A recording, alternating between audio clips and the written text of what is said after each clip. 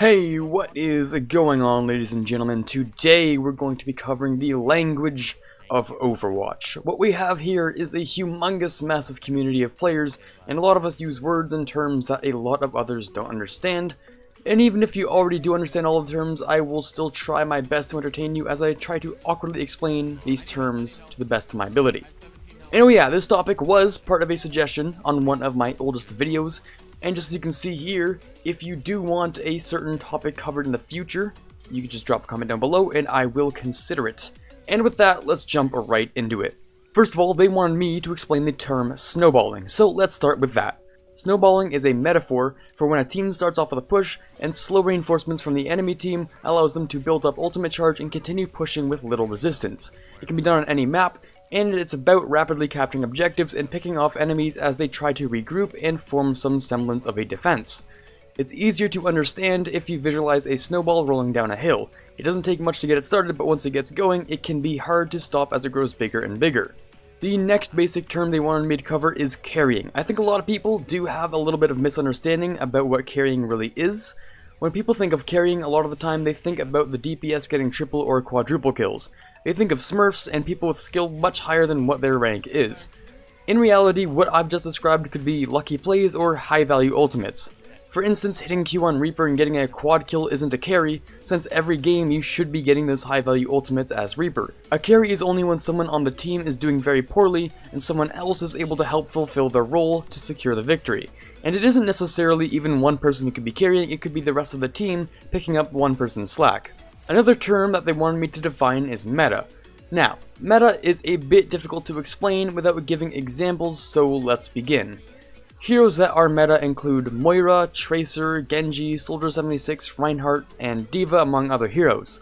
That's what you can describe as a hero meta, at least where we are right now. Other heroes will be meta in the future, looking at you, Brigitte, and others may not be. Meta, when it comes to heroes, is about how flexible their roles are and how effectively they can be played, and how big of an impact they can have during a team fight. Heroes that aren't considered meta are Widowmaker, Torbjorn, Symmetra, Mei, and Doomfist, among some others. Defining heroes as meta also depends on how much they are played, and how useful they are to the pros as well. Next, there are also team composition metas. One that I really like and covered on the channel in an earlier video is the quad tank comp. Generally, every season has a team comp meta, and it's always shifting back and forth, but as new heroes are added, we've been seeing much more stability. If you compare Season 9 to Season 3 Deathball or Season 6 Dive, it's much better and less of a pain now that most heroes have a balanced playing ground. There isn't a really prevalent meta right now, but you can see teams bringing back older comps into the newer seasons. Those are all the terms that they wanted me to define specifically, but we do have some more that I'd like to get into. One other term is to describe the dive itself, mostly for newer players that have arrived since that ungodly season. So basically, dive is having the dive tanks, Winston and D.Va, a Lucio, another healer, and 2 mobile DPS. It was extremely cancer back in the day, but hey, at least it forced me to learn one tank in my life, so there's that. One other term is the Death Ball meta, which was Ana, Reinhardt, Roadhog, Zarya, Lucio, and another DPS. So that was a thing at one point, and it was apparently so unavoidable and unstoppable that it almost broke competitive, so that's a whole lot of fun. Essentially, you boost your tanks in there, and you let Ana heal them when they need it. It's actually a lot like Quad Tank, but it was apparently even more cancer, so I'm really glad I bought Overwatch in Season 4, not Season 3, huh?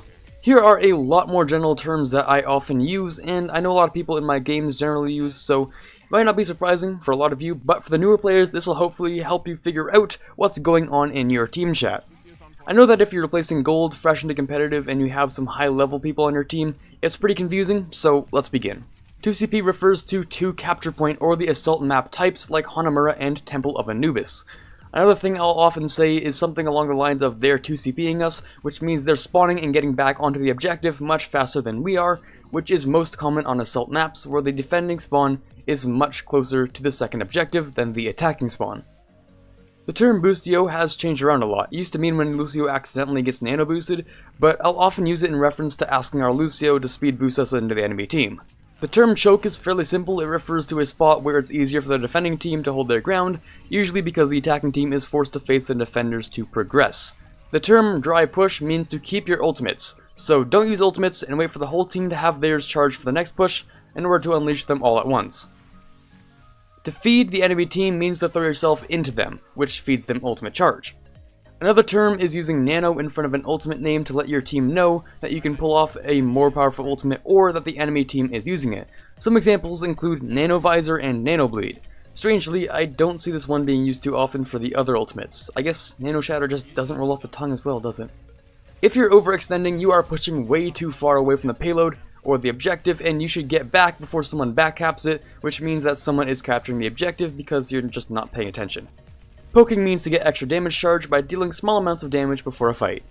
Throwing and tilting often go hand in hand, as we've known on this channel for quite some time.